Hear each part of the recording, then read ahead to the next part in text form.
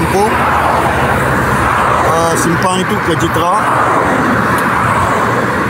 Saya ucap terima kasih kepada THB dan JKR ya, telah diselesaikan. Tadi saya lalu masih belum, tetapi petang ni dah selesai.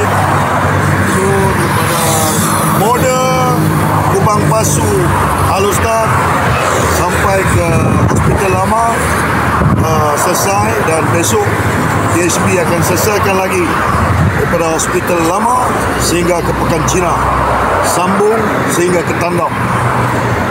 Ini yang saya sedang berdiri adalah jalan protokol, protokol sehingga ke Pekan Cina.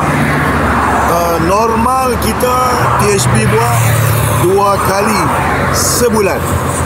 So dalam keadaan sekarang kita tak nampak 2 kali sebulan bersesuaian untuk dengan keadaan rumput ini, keadaan rumput. So kita mencadangkan kepada THB 4 kali sebulan, maknanya setiap minggu, ataupun dalam istilah yang lain adalah bagi mata memandang. Mata memandang rasa seronok, rasa sesuai, kena rumput aras Upulani. So alhamdulillah, kita ucap terima kasih kepada THB, dan besok saya akan cuba live lagi untuk jalan di bawah penyelenggaraan BDB, jalan di bawah negeri, Bina Darul Rahman Berhad. Beberapa batang jalan di bawah BDB, ini di bawah THB. So tuan-tuan boleh tengok, bersih dah. Bersih. Baru nampak elok sikit. Kalau pokok bunga ni kita kena tanam sikit lagi kan. Sebelah sana pun okey.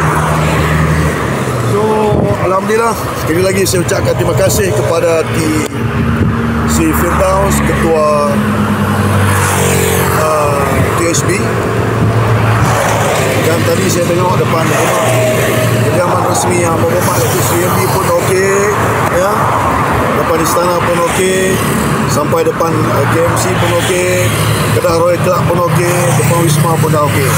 Ya, alhamdulillah.